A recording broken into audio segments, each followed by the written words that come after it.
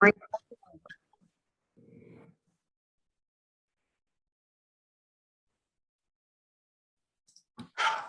everybody, it's Holly. We'll be starting shortly. One of our participants did not quite get the Zoom link, so stand by.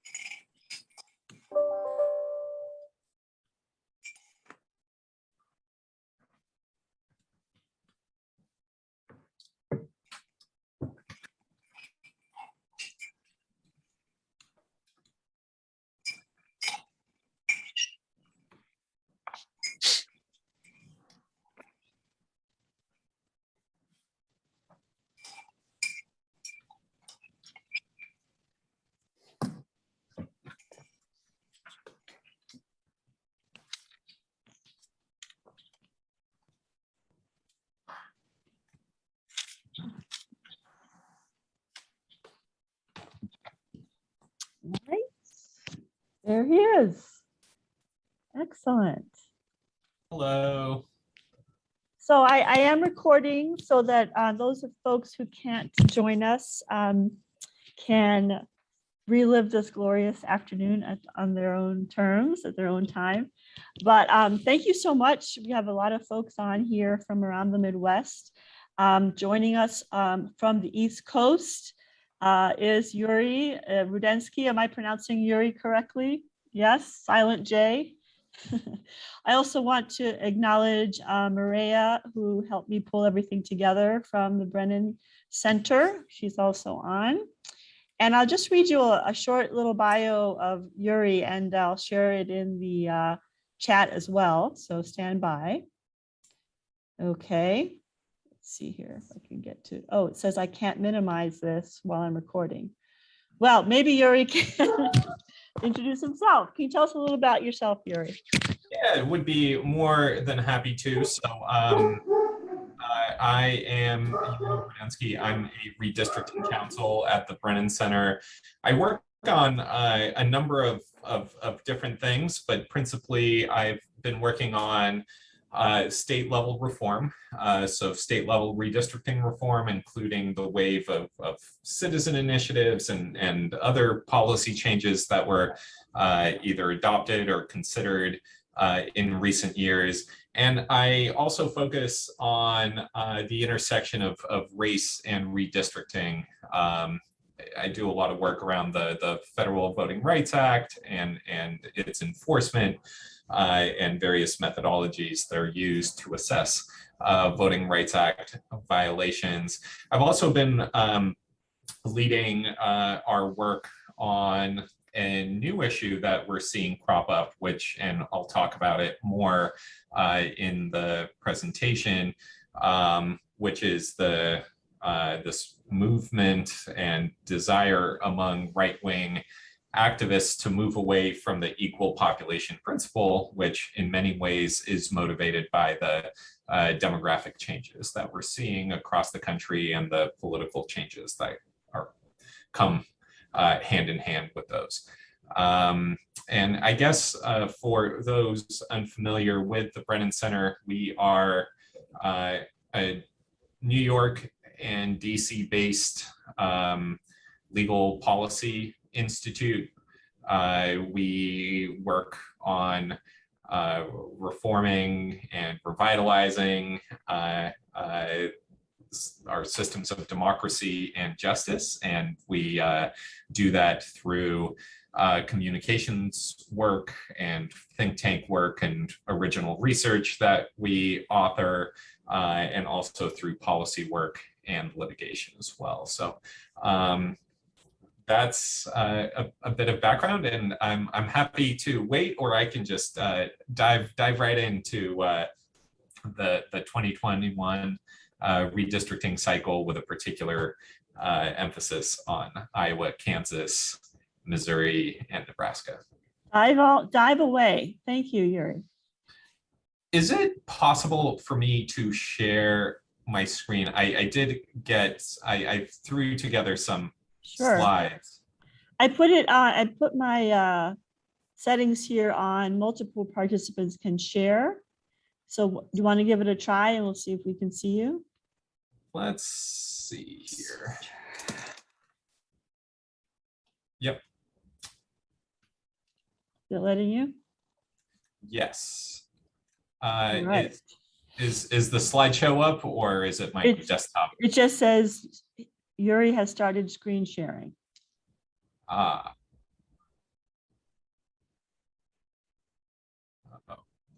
Hold on.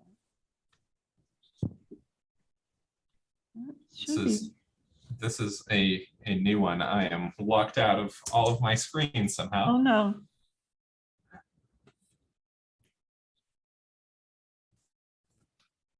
And Shula, in answer to your question, I think people just don't want to be on screens this afternoon.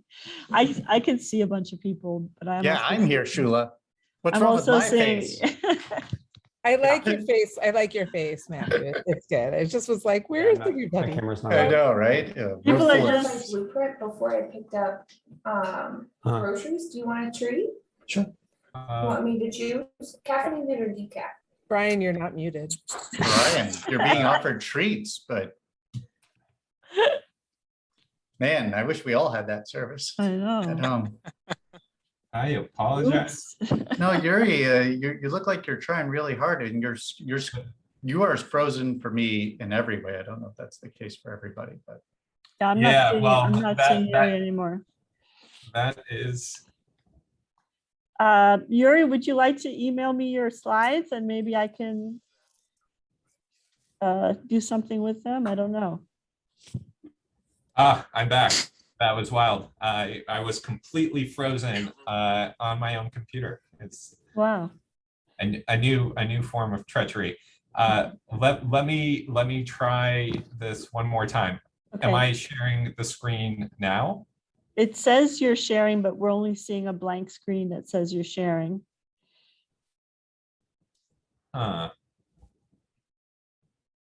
Oh, I think it's because of the recording. Well, Oh, okay. no matter. So I can just dive right in. Apologies for that. So I think the place where I want to begin is just to talk about why redistricting happens in the first instance. And so redistricting is cyclical. It occurs every 10 years following the release of decennial census population figures.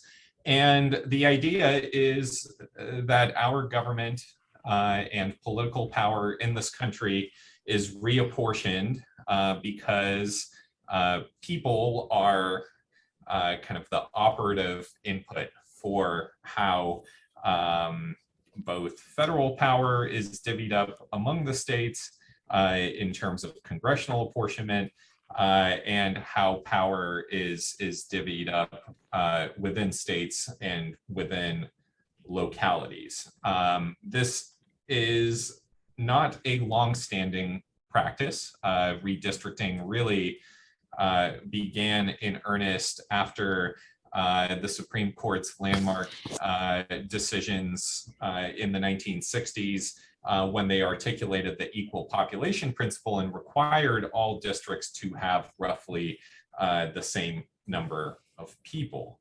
And so ultimately, what that means, or in my view, what that means is that redistricting should aim to capture the changes in population. And there's, of course, this requirement that redistricting must capture the numerical changes. And that's why the census data are necessary in order to carry out the task. But it's important to dig deeper and not look just at the demographics and the way that the population is evolving in terms of people's identity, but also redistricting should capture the way that people live and are organized and go about their day-to-day. So that's the nature of work changes, various social organizational structures change, and there are all sorts of evolutions that occur every decade. And the goal of redistricting should be to capture all of those things. I know it's a little corny, but to go back to John Adams, his vision for our system of government was that the legislature would be a portrait in miniature of the population. Of course, at that time, it was only a subset of the population that would count. But under the universal representation principle that is currently controlling, that should be the operative value at play, and ultimately what redistricting should be oriented around. The process, of course, can be abused, and without safeguards, it often is abused, which we refer to as gerrymandering. And that's when redistricting isn't oriented toward the public, the population, and identifying and harnessing all the various ways that it's evolved, and instead it's oriented toward manufacturing political outcomes, and has a much more political bent, with the idea that if districts are configured a certain way, if each household is given a value in terms of their partisan views and their propensity to vote, you can run different election scenarios and see what happens, and in that way insulate a set of interests, usually party interests, against good years, or against the other party having good years, etc. So with that baseline, I think the first thing that I wanted to talk about and look at, and this is where it would have been helpful to have some visual graphics, is to start with the population and the various changes that have occurred across the 4 states that you cover. The population, all 4 states grew, though fairly modestly, and certainly not as quickly as some of the states in the Southeast and South, and in the Southwest and the West, that experienced the most significant population changes. But the big demographic trends largely held, which is the country is very, very quickly urbanizing and I guess suburbanizing, with population moving out of rural areas and increasingly into suburbs and cities. And that was true across all 4 states. The other thing that was true across all 4 states were the growth among communities of color. So in Iowa, for example, between 2010 and 2020, there was a reduction in the number of people that identified as non-Latino white in absolute terms, and certainly as a percentage of the total population. On the flip side of that, there was significant growth among those identifying as Latino and those identifying as Black. And so what that means in Iowa is that the population changes are largely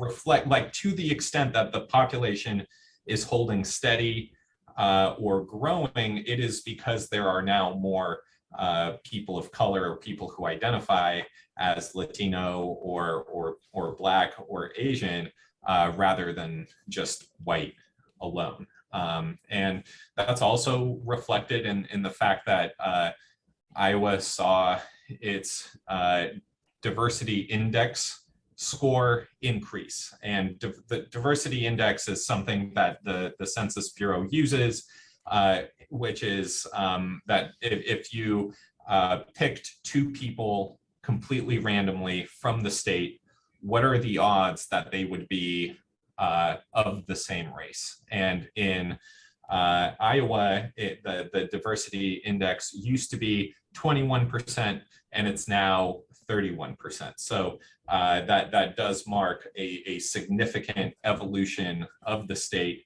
demographically, despite it still being a predominantly white state. When you look at Kansas, the same thing is true. There is a reduction in terms of absolute numbers of the white population, with significant growth of the Latino population, a holding steady and really modest growth of the Black population, and the state the state jumping in terms of its diversity index from about 37% to 45%. Much of that population change is centered around the cities, much like in all the other states. Missouri, again, this is just going to be repetitive, so I'll just cut to the chase and say that it's the exact same thing. The cities, though, in Missouri, the city of St. Louis continued its population decline, but the area around St. Louis, the suburbs, continued to grow, and Kansas City continued to grow, with reductions in the white population, growth in the Black and the Latino population in particular. And Nebraska fits the mold as well. And so in terms of the population story across these four states, the congressional representation that these states are receiving has held steady. They didn't lose districts to other states, but they also didn't gain any additional federal representation.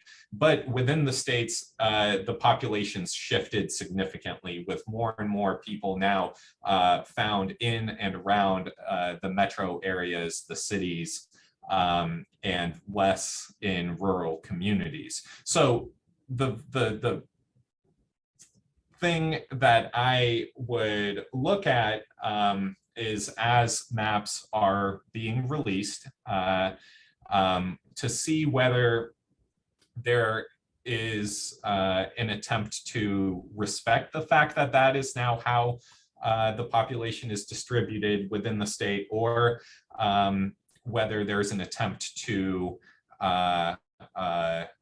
draw in rural communities, have districts converge on these more urban areas to crack the influence of those the households and the families and people who live there, and that's going to be a big question mark throughout this redistricting cycle.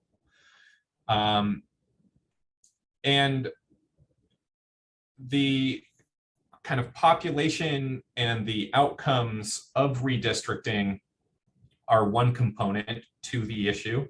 The other component is the process that it takes, and the safeguards and the various rules that exist to try to prevent the process from being abused, to depoliticize things and to ensure that the public interest is really served by the new drawing of districts.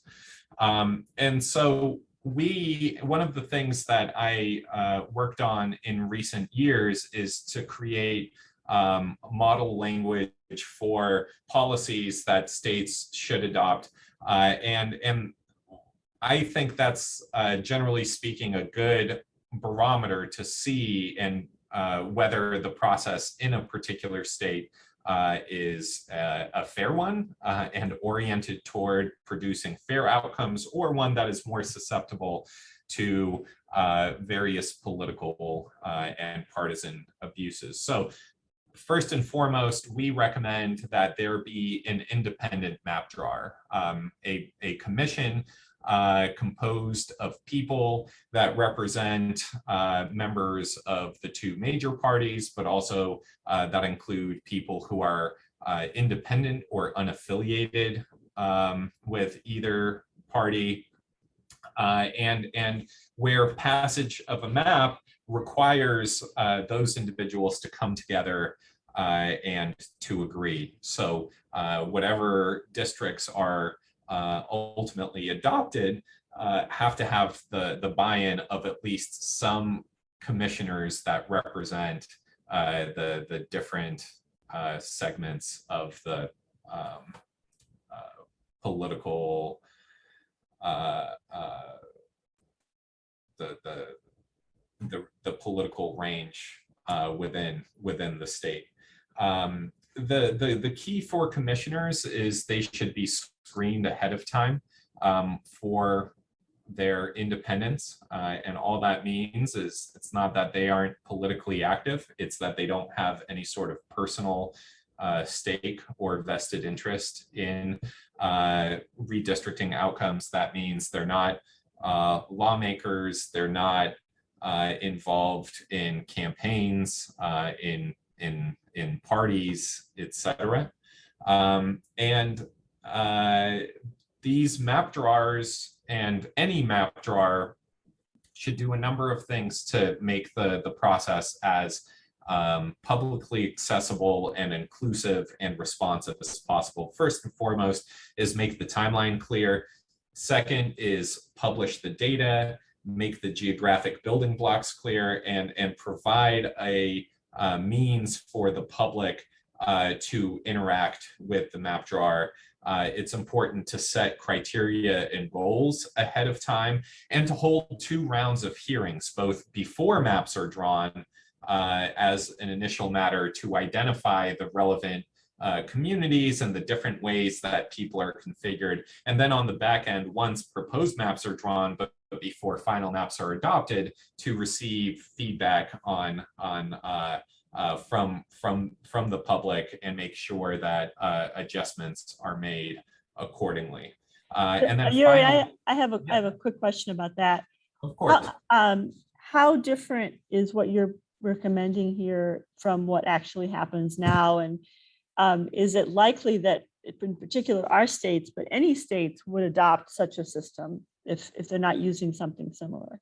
Yeah, so it is, well, it's definitely too late to adopt independent commission systems, fully independent commission systems. But some of these other transparency measures are possible to an extent, though we are getting further and further along. Iowa is probably the closest in terms of process to an independent one and fully transparent and inclusive one. Kansas is probably the furthest, with there being absolutely no guidance set out in state law, and it really being the way redistricting plays out, really being at the whim of the legislative majority. But I will get right into that. So that is the perfect segue in terms of how things play out across the 4 states. So in Iowa, the redistricting process occurs in 2 phases. First, there's a 5-member advisory commission and nonpartisan advisory board, which is the legislative services agency. And together they draw proposed districts both for the congressional map and both chambers of the legislature. The key is that all of this is advisory in nature. What the 5-member commission and the nonpartisan advisory board do is not binding on the legislature. And there is still a vote to approve, and it's introduced as a regular statute in the Iowa legislature, and it is subject to gubernatorial veto. If the legislature rejects what the advisory commission submits, then the map gets kicked back to the advisory commission, usually with some guidance from the Iowa legislature as to why they rejected it, and they get a second go at producing a map that will pass through both chambers and get the governor's signature. If it gets rejected a second time, the process repeats, but on the third go around, the legislature just gets to take over things. So that's one of the key things to watch in Iowa is whether, and the thing is Iowa's system has been in place since the 80s, and it has always worked that the legislature has adopted at least one of the plans that the 5-member advisory commission submitted to the legislature. There have been times, and I think last decade, at least one of the maps was sent back with notes, but ultimately the second version that was submitted was adopted. This time around, I'm not quite sure how things will play out. Certainly, there, with the nationalization of politics and the bitter partisan divides that currently exist, I truly don't know how this will play out. In terms of timing in Iowa, the commission and the legislature have both suggested that new maps will be drawn and submitted by September 16th. So in the next couple of weeks, there will be something to look at. And I believe the public hearings are going to be occurring between now and then. And I think they're going to be happening remotely rather than in person. Now, technically speaking, September 15th is the drop dead date in the state's constitution. And at that point, traditionally, the court would take over redistricting. A couple months back, the Iowa Supreme Court said that it will make sure that districts are drawn, but that it's a bit of a cryptic statement, and it's unclear that the court will actually, as soon as the 15th hits, the court will use that as an opportunity to take the pen and take over the redistricting process. In fact, I would be very surprised if that's how things played out. Generally speaking, courts don't want to be saddled with this task. And would prefer that the political branches of government operate as they should, reach consensus, and pass these plans. But that is another thing to watch out for, which is at what point does the Supreme Court step in if this process gets drawn out, or if there are impasses either among the commissioners or within the legislature itself. Kansas, is there a question? Yeah, just before you get on, Yeah, of course. Kansas is a great segue because someone just commented that the last time around the courts did come in to the process in Kansas, I think. And then, but wondering, is this similar for our 4 states? Does it end up in the court if it can't be agreed upon? Generally speaking, yes. Okay. So either deadlock or an impasse results in courts taking over the process, and that's exactly what happened in Kansas last time around. Despite the legislature and the governor all being members of the same party, there were inter-party conflicts, and as a result, a map couldn't be drawn. And I can talk a little bit about the mechanisms by which a court gets involved. In Kansas, it required the filing of a lawsuit for violation of that equal population principle. So there comes a point at which a constituent, a voter, can say, hey, the districts have wildly different populations in violation of the US Constitution. The legislature isn't capable of remedying this problem. It's tried and failed. The elections are coming. I guess last time around it would have been 2012, and they sought relief from a federal court that ended up drawing maps, and that's one of the ways that it happens. In other states, the state constitution actually contemplates how impasse is resolved, and oftentimes it is by going to the state Supreme Court or to a different court within the state. So Kansas has absolutely no rules. It's just the state legislature draws districts, passed as a statute, subject to gubernatorial veto.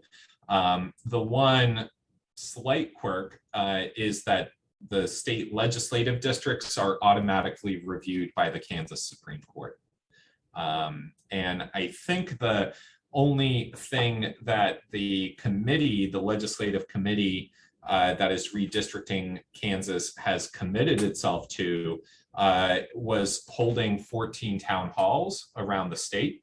And I believe all of those have concluded at this point, though my understanding from folks that I've connected with was there was a bit of controversy around accessibility, the times that they were held, that weren't conducive to folks that were working or had other obligations during the day. So my sense is that that wasn't a process that tried to maximize public participation and input, and instead was just for the sake of saying that this process was played out. I also don't know that there's a plan for public input, public comment, public hearing once maps start to get drawn. So these town halls were held before census data was released, or just after census data was released, but before it was actually aggregated in a way that people could make sense of it on a small geographic level. And so there are there's very little guidance, and from my view in New York, I have very little sense of how redistricting in Kansas will play out. All I know is that the committee is convened, and so whenever the legislature feels like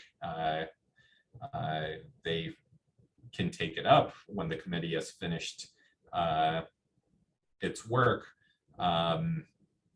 my expectation is that it could move pretty quickly, and I think they would need to reconvene in special session, though there is a chance that there's enough time in terms of when the 2022 election deadlines start for them to use the start of the next legislative session to pass maps. The next state is Missouri, and Missouri has two separate processes, one for congressional districts and another completely separate process for state legislative districts. So the congressional side is easy. It is a legislative process with no safeguards or rules around how it plays out. Legislature passes a map as a statute, and the governor can sign, veto, or let it be enacted into law.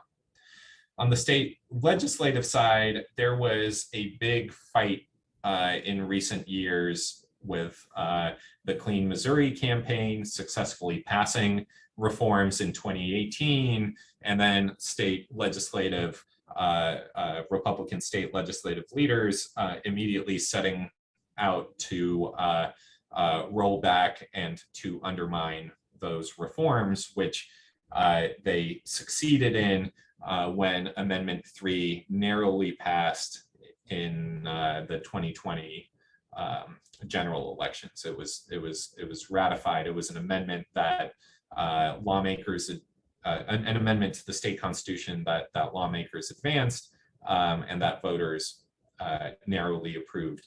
And so now two 20-member bipartisan commissions get the first shot at drawing districts.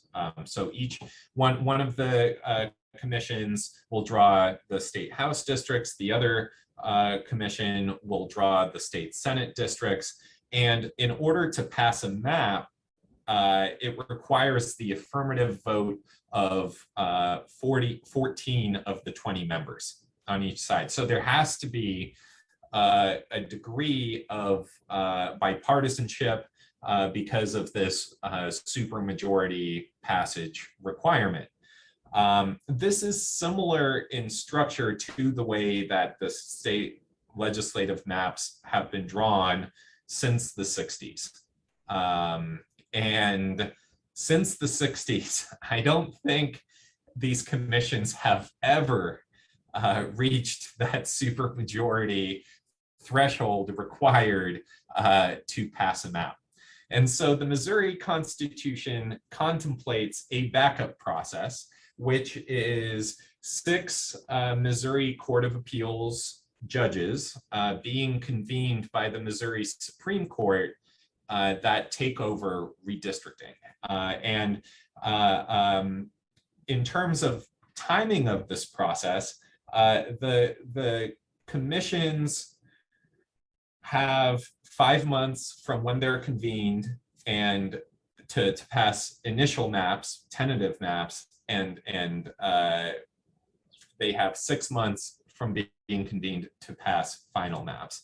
And they were convened in late July, and so that their clock runs out on January 23rd. And so come January 23rd, the expectation is that 6 Court of Appeals judges will be convened by the state Supreme Court, and they will ultimately decide what the state's legislative maps look like.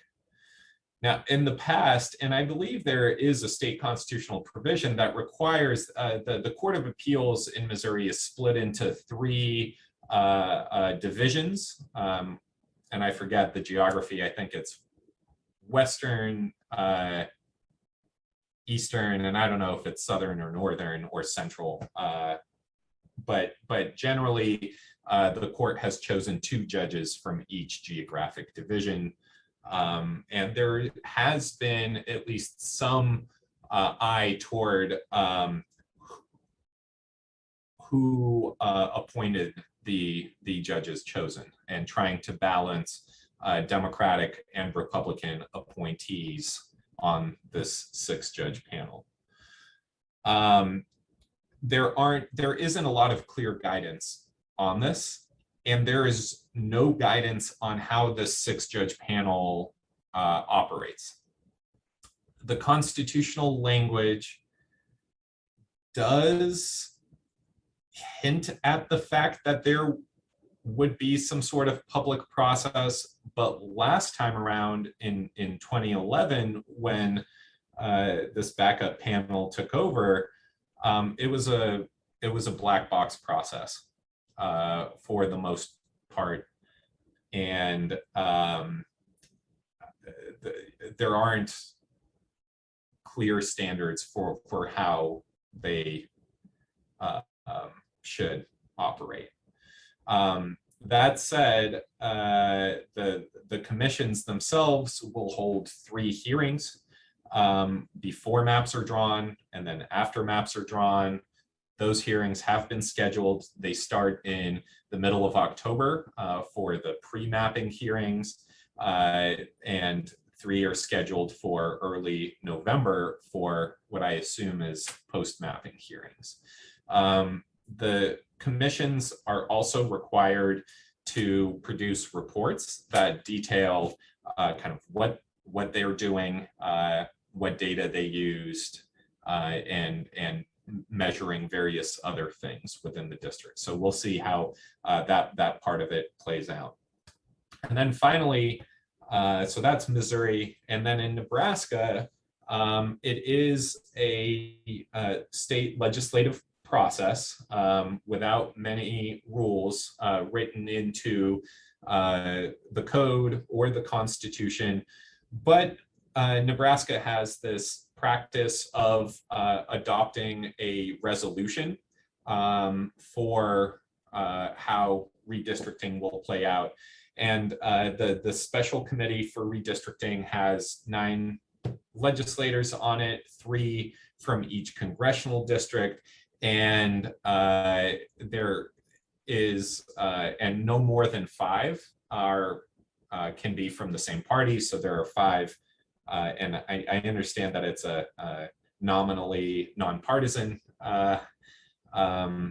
legislature, but 5 prefer the Republican Party and 4 prefer the Democratic Party. And I'll discuss some of the substantive standards. So that's the process that each state will use. A separate question are what are the standards and guidelines for how mapping decisions are made, which is what I want to transition into now. So on the federal, questions, yes. One question here from someone who says, sorry if I missed it. Hold on. I lost it here. Sorry if you addressed this, but does, I lost it again. Do you see that one? Sorry if you. Yeah, so there is, so the judicial, there's a judicial nomination process. I think the governor, there's 2 things that I want to make sure I'm clear about. In Missouri, the governor does have some involvement in appointing judges to judgeships. But there's a nominating commission, and that's a whole separate thing. The judges who will be redistricting the state, if the commissions can't reach a supermajority agreement, are chosen by the state Supreme Court. So the state Supreme Court judges will select which Court of Appeals judges will draw the 2 maps. And generally speaking, there's been some balance between judges that were put up for nomination by Democratic governors versus Republican governors. Of course, the state was much more a swing state in prior decades. And so I don't know how that will work this time around. Thank you. If there aren't other questions about how the process and what the timelines for the process will be across the 4 states. I'll transition into talking about the various standards that are going to be applied. So the first set of standards comes from federal law, and there aren't too many of them. There are 2 constitutional requirements. One is that districts have roughly equal population. That is much more strict at the congressional level. There is wiggle room at the state legislative level. Generally speaking, a state can, the population from one district to another can deviate by up to 10%. That's considered permissible. Though more is possible if it's sufficiently justified. And a state can, as many of the states that you cover, they can provide for stricter population equality. So this is just the floor. The Constitution sets a floor that each district has roughly equal population, and on the state legislative and on the local level, generally speaking, that means plus or minus 5% from district to district. The second constitutional requirement is that race cannot be a predominant factor in redistricting. And this comes out of this colorblind read of the 14th Amendment. It came up in a line of cases starting in the 90s. And it means that you can't redistrict via racial quota. And last time around, a number of southern states that tried to arbitrarily set certain target percentages of Black constituents in districts under the thin veil excuse of complying with the Voting Rights Act. And this happened in Virginia, in North Carolina, in Alabama. And that is seen as unconstitutional. So you can't just set a quota for a racial quota for districts. And so those are the 2 constitutional requirements. There are a number of statutory requirements. One is that congressional districts have to be single member, meaning each one is drawn to elect a single congressperson. There is the Voting Rights Act, which is kind of this flip side of race, that race cannot predominate. The Voting Rights Act requires that districts be drawn in a way that communities of color have an equal opportunity to elect a candidate of choice. And that is viewed, at least thus far, as a permissible use of race and a permissible consideration. And what the Supreme Court said in last decade's litigation was that the states that set those racial quotas didn't actually engage in the analysis necessary to understand whether particular communities, and in the case from last decade, it was Black communities in the South, needed to be drawn into, say, 54% Black districts in order to have that equal opportunity to elect candidates of choice. So those are the 2 statutory requirements. There's a third one that's pending, and that's the For the People Act. There's a chance that it becomes law as the map drawing process is playing out or shortly after maps are passed. And For the People Act would create a new set of standards that each congressional map, so no state legislative map, would be bound by this, but congressional maps would be bound by, and chiefly it would outlaw partisan gerrymandering, which I will get into later on, but at this point is permissible under, well, I'll put it this way, the legality is actually a little bit more intricate, but federal courts cannot police partisan gerrymandering under a constitutional theory. And so essentially the Rucho case from 2019 requires Congress to act to ban partisan gerrymandering at the congressional level. Question. Yes. Someone wants to know, how difficult is it to prove that race has been considered in redistricting, or not considered, I guess? Yeah, well, so last time around it was easy, because, but that is just how it was an ill-conceived strategy by Republicans in the states that passed those racial gerrymanders, where they thought that they could pack Black voters, create districts that have significant Black populations to minimize their influence on surrounding districts, and they thought that if they claimed that the Voting Rights Act required that they would be good to go.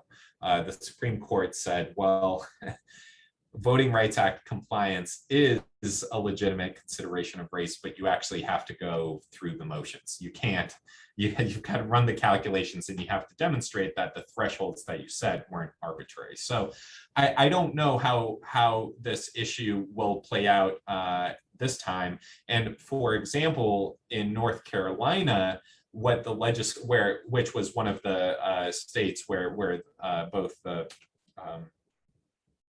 congressional and state legislative maps were struck down, the legislature this time around is saying, we're not even going to consider race. We're not going to look at the demographic breakdown of the population when we're drawing districts, as a way to, so that even if there is a packing effect, or if of Black voters and other voters of color finding themselves in concentrated in a few districts, the legislature can say, well, race wasn't a predominant factor because we didn't even consider the racial identities of the residents of the state when drawing districts. So we'll see how that plays out.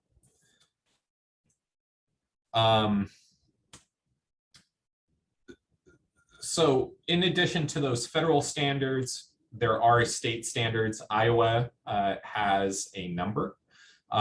It is one of the states that limits the permissible population deviation for state legislative districts. There can be no more than a 1% deviation on average from district to district, and no more than a 5% deviation from the most populous to the least populous district. The districts should be convenient and contiguous. I don't know how convenience is demonstrated, but that is written into the law. And the districts should preserve the integrity of political subdivisions, be reasonably compact. So that's all about district shape. And the other thing is that House districts should be nested within state Senate districts, which should be nested within congressional districts.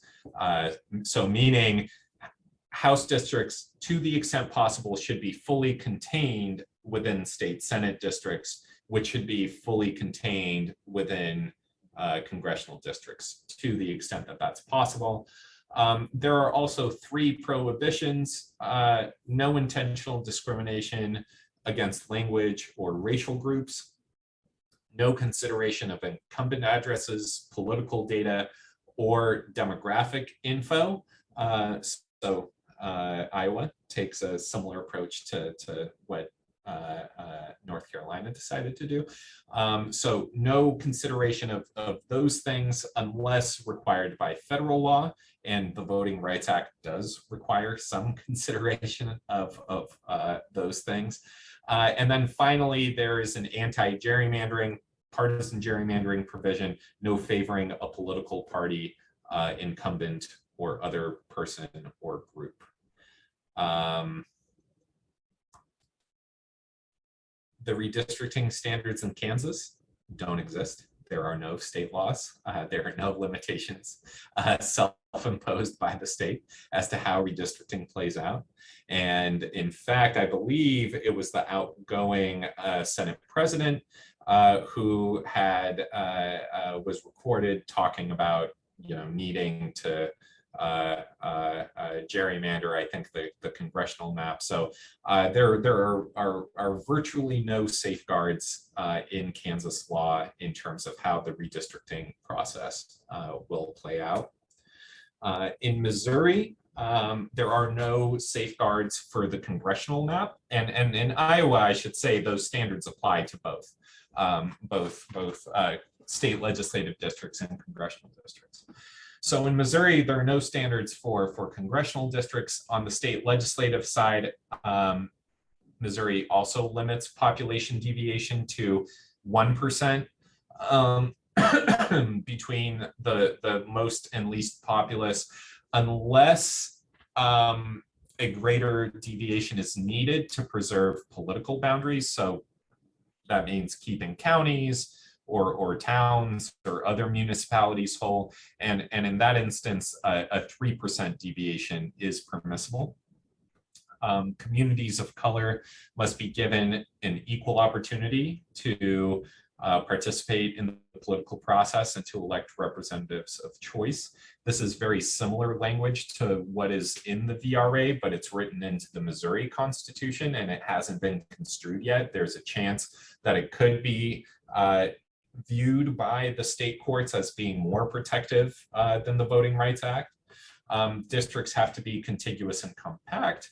They need to follow county and municipal lines to the extent possible.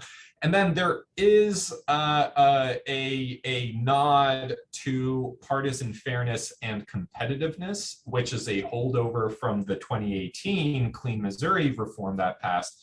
But in Amendment 3, when lawmakers watered down the reforms and largely reverted it back to what it had been all along, the threshold to determine partisan fairness is set so high that it's virtually irrelevant, and competitiveness is so de-emphasized that that also is basically irrelevant.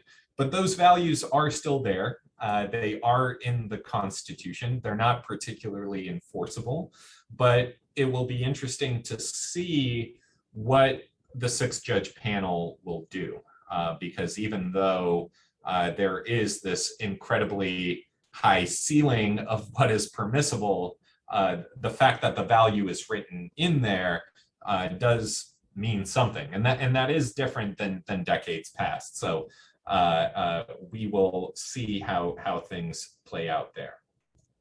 The redistricting standards in Nebraska, there isn't much written into the Constitution or the code, but the legislature did adopt a resolution. It was Resolution 134, and it's pretty good.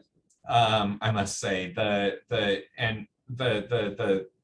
highlights are that the 2020 census will be used for redistricting, both in terms of the population figures and also in terms of using the underlying geography that the Census Bureau produces. The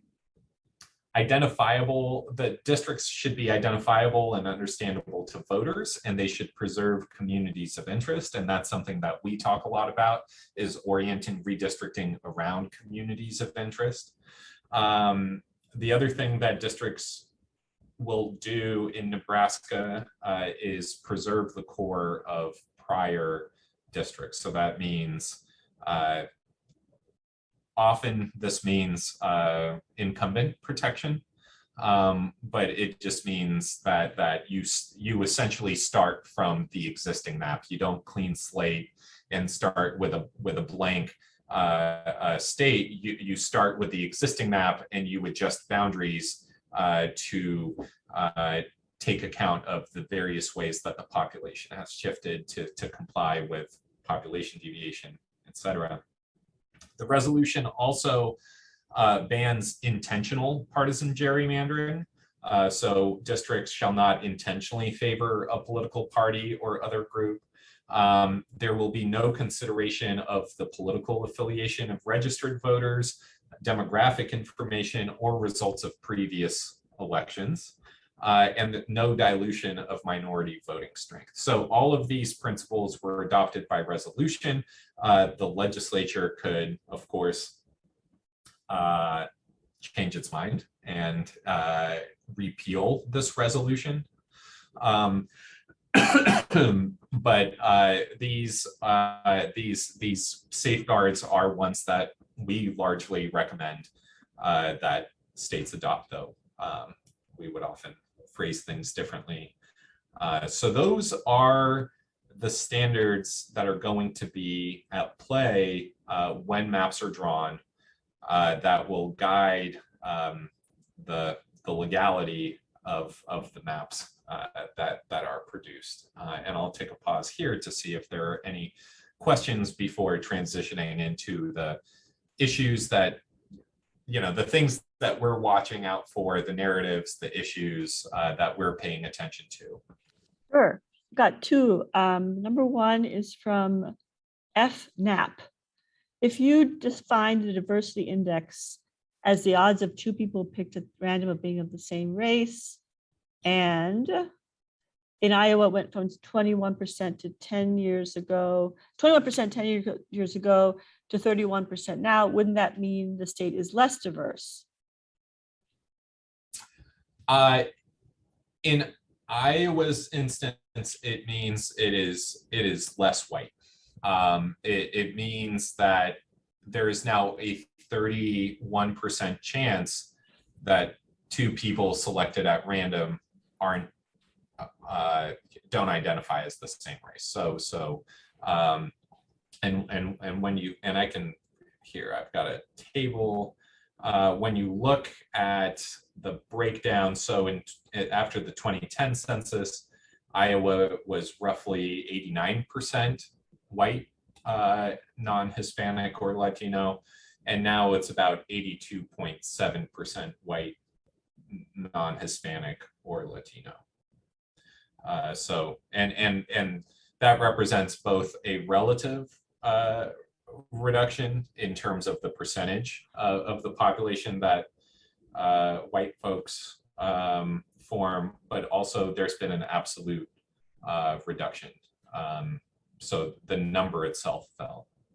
I have a question. Thank you for that. I have a question from Eric Schmidt. I've been reading and hearing from sources about deferential privacy and how it introduces some considerable error for rural and non-white populations. Sorry. Given, sorry, I'm scrolling here. Sorry, my mouse here. Given this, what is the smallest subgroup population we should feel confident? Sorry. And so there's a lot of chat in here to scroll through. Eric, would you like to read your question? Yeah, no, I can say that. Thanks. Basically, with the sources who I've been connecting with, they've been raising a lot of just different articles and some studies about the deferential privacy and how it introduces a considerable amount of error for non-white populations in rural areas when you get down below the county level. So specifically like tract, subgroup, block. And I just want to know, like, what do you think is the maybe smallest population size or subgroup that we should feel confident using?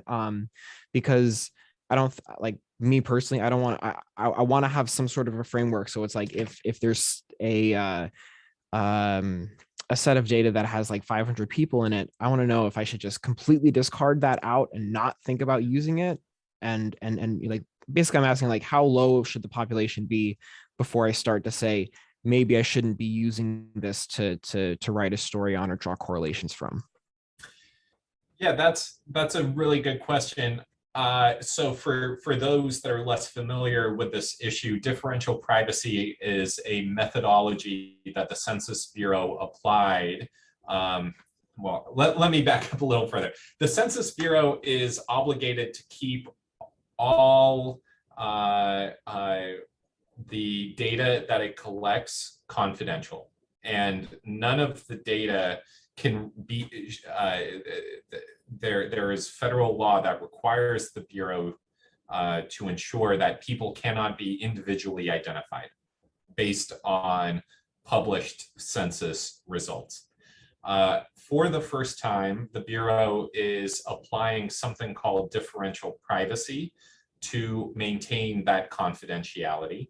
And what it amounts to is a scrambling of population characteristics like race or age at the finest geographic level, which is the census block.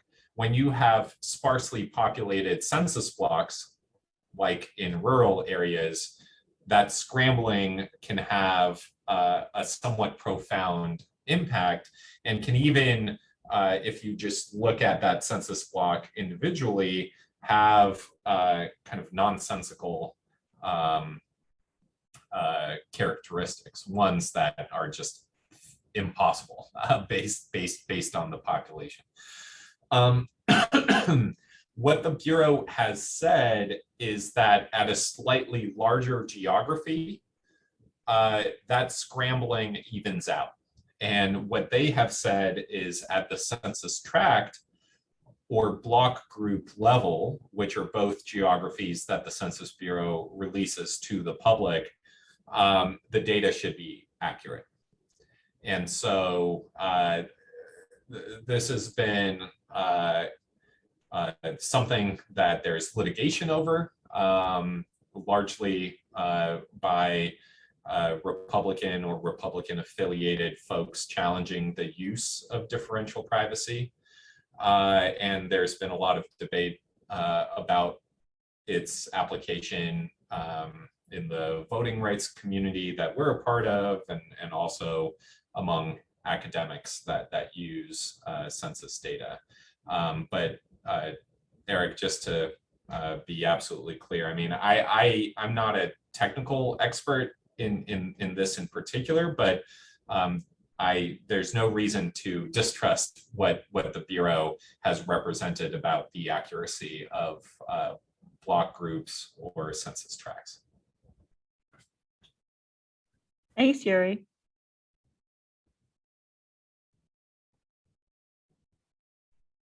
That's all we've got for now.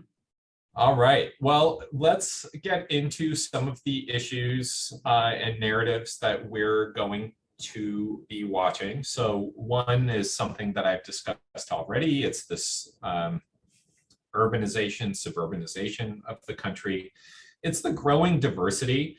And I think the growing diversity, there's kind of the surface level, simple narrative of people who identify, at least in part, as non-white is growing relative to people who only identify this way. But I think there are layers to it. There is diversity within the diversity. And so the major groups and that are tracked, and they're crude in their own right, in terms of how the categorizations and the identities that are carved out. But within the various groups, there's a great deal of diversity, and the fastest growing category are people who identify as multiracial. So that view themselves checking, they're checking one, two or more boxes in terms of their racial identities. And so this growing diversity and the increasing multiracial and complex composition of the population matters for a number of reasons. One,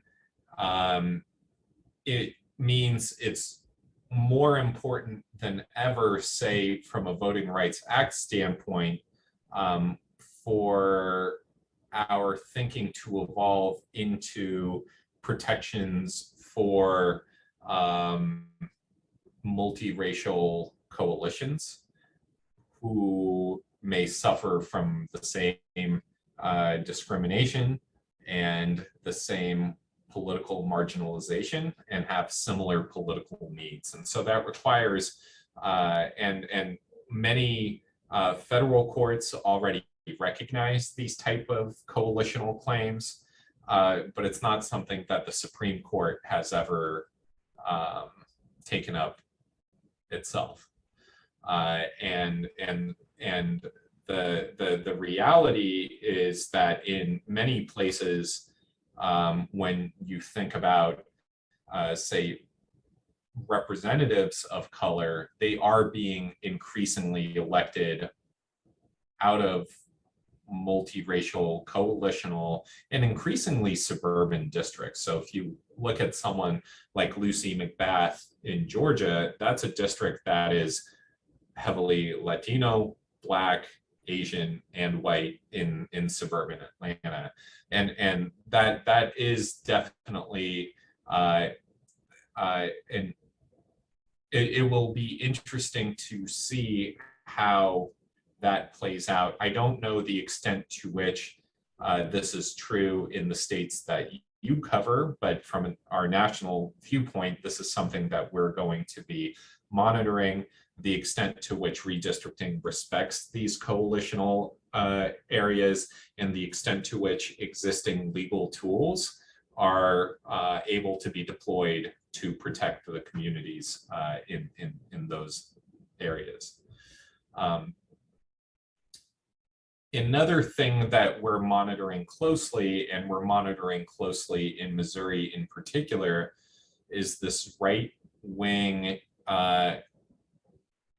movement that is seeking to move away from the equal population principle and to change who counts and who needs to be equalized when districts are drawn. Specifically in Missouri and elsewhere, the talk has been to limit representation to adult citizens. And so when a district is drawn, you don't equalize the number of people in the district, you equalize the number of adult citizens. And that was one of the main reasons why the citizenship question was added by the Trump administration to the census form. And when the Supreme Court found that that was impermissible, the Trump administration ordered the Census Bureau to produce that data through administrative records. Biden's victory in 2020 resulted in the repeal of that directive. So the Census Bureau is not producing citizenship data. So these attempts to change who counts suffer from a lack of input from reliable population data that would allow states to do this. But this issue is out there, and conservative lobbying groups like ALEC and these conservative mega donors have definitely been discussing this issue and urging lawmakers to consider doing that. The good news is most states in their constitutions require that total population be used. One of the things in Amendment 3 was an attempt to move away from total population. And so they actually swapped out the language for something different. I don't think the language does what they want it to do, but the sponsors and some of the prominent supporters of Amendment 3 in Missouri were talking about limiting representation to adult citizens, cutting out children, cutting out non-citizens from representation. That, of course, would move representation out of urban and suburban areas and into more rural communities, which would both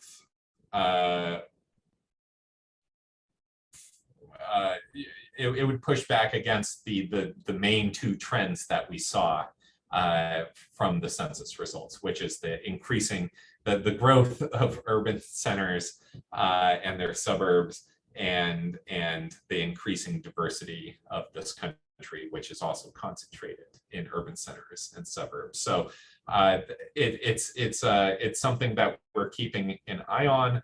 The other important thing to remember, of course, is that none of these things, including redistricting as a general proposition, it's not a standalone thing. And the wave of vote suppressive laws that we saw sweep through legislatures in the wake of the 2020 election, including in Iowa, I believe, that is all connected to redistricting as well. If you can limit who has ready and unimpeded access to the ballot box, it opens up the gerrymandering possibilities by first limiting who is easily able to vote. It makes it easier to produce certain political outcomes. The other kind of legal things that we're looking out for is the US Supreme Court's hostility toward the Voting Rights Act. In recent years, the Supreme Court struck down the coverage formula for Section 5, which required certain southern states to submit their redistricting plans and voting changes to the Department of Justice for approval. And they limited just a couple months ago the vote denial doctrine of Section 2 of the Voting Rights Act. There is another legal doctrine, which is the vote dilution doctrine of the Voting Rights Act, which is often used to protect the representational rights of communities of color in redistricting. And so that's something that we're going to be watching very, very closely. And then finally, it's the green light that the US Supreme Court gave to partisan gerrymandering, saying that it wasn't something that federal courts could remedy unless under a constitutional theory.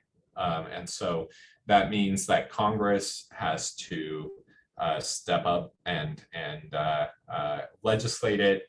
And there, in terms of the For the People Act, the reach is only to congressional redistricting. And so in terms of state legislative districts and partisan gerrymandering there, there is no recourse from federal courts, though state courts have stepped up in Pennsylvania, in North Carolina, to stop partisan gerrymanders in those states. And it's possible that state courts continue to do that in other parts of the country. I think that is where I will stop, and I'm happy to answer questions or just discuss things more generally. Hopefully this was a useful overview. I apologize for the dry nature of the topic, but it is highly technical. Well, I for one have learned a ton. I think that a lot of journalists, we're generalists and we have a little bit of notion of a lot of things. But this is a really great way of helping us see what is different and what is the same, and also just some overall context about the process was very helpful. And a couple of, I'm very interested in this idea of what does this public input look like in our different states? That could be really interesting. The sort of the spectrum of, real transparency or relative transparency versus none. But at this point, are there any more questions that the people would like to? You can say it on your, open up your mic and talk, or put it in the chat. Someone just said, someone posted, is this you, Yuri? More resources, Missouri. That was from me, yeah. Okay. Yeah, so are there any more questions? I know it's a lot of information. I've tried to take some notes as we've gone along, and I've saved that chat. So I will be sharing out the chat as well as the recording of this when we're all done. Yeah, if I can jump in real quick. I was curious if anyone is taking, I don't want to say taking guesses, but drawing up kind of like a meteorologist will give you like this map, that map, and that, the European model, the American model. Is anybody trying to model where they expect some of these changes to occur, or which states might see the greatest changes? Is there anybody that's looking at that and kind of trying to do the crystal ball thing?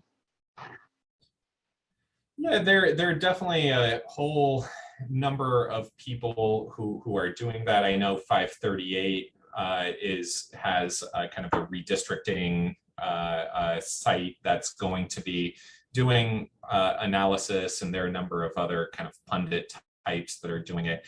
The thing that I would caution is it's very easy to slip into red team, blue team, D's, R's kind of narrative. And I think the harder story is of the underlying communities and kind of what the impacts are and whether people who have very little in common, few political needs in common, even if they have, say, common partisan preferences, being grouped together for purposes of political representation, and how that changes the dynamic between representative and constituency.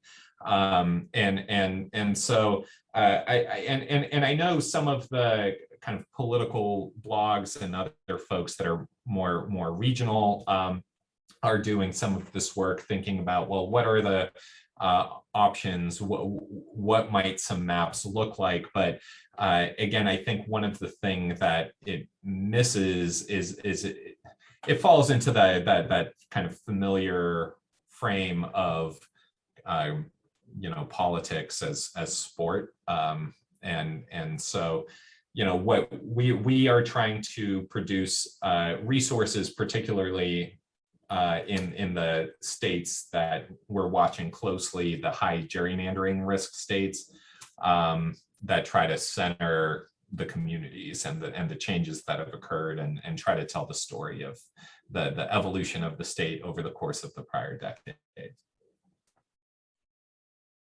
And what are those high risk gerrymandering states? If you could share a couple of those with us. Yeah, so I mean the convergence of three things is, and one is single party control, two is swing state or increasingly competitive political contests, and then third is growing a growing community of color population, Black, Latino, Asian population. And so that really puts North Carolina, Florida, Georgia, and Texas as the biggest threats. Illinois and New York and Maryland on the Democratic side, but the reality is those are staunchly Democratic states, so there just aren't as many. There's just not as many districts to be had, I guess is what I'm saying. But the other thing, and what I think is relevant for the states that you cover, is that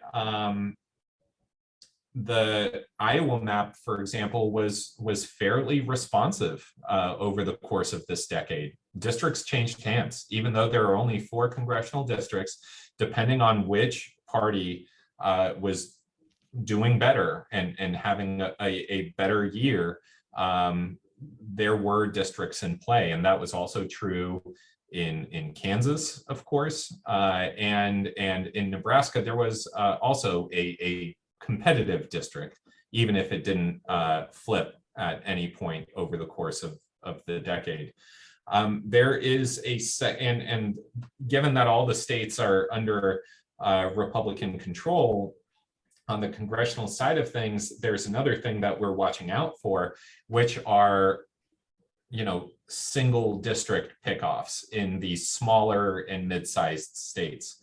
And so there's a question about whether, how will Kansas City be treated in this round of redistricting? And there has certainly been whispers about carving up the communities there and trying to limit democratic opportunities. There's been talk about eliminating the, on the other side of the state border and making it harder for democratic constituencies and voters who prefer Democrats in Kansas City, Kansas, and those areas. And so I do think, and that's not something that is being covered much. And when you start doing the math and you start looking at, well, there might be a district around Oklahoma City, there might be a district around Nashville, there might be a district around Gary, Indiana, Kansas City on both sides of the border, in Iowa, and you start adding those up. And if all of those districts are gerrymandered in ways where Republicans can reliably win them year in and year out, you're talking about a huge barrier to overcome in terms of having an opportunity for the party that's doing better nationally being able to actually control the House of Representatives. And so I think that's being slightly overlooked. And it's certainly a regional story for where you're based, but I think there's a national dimension as well. All right. Well, this has been amazing. Mia Navarro, who has helped me set this whole thing up, has put in her contact info, and I will also share that out as well.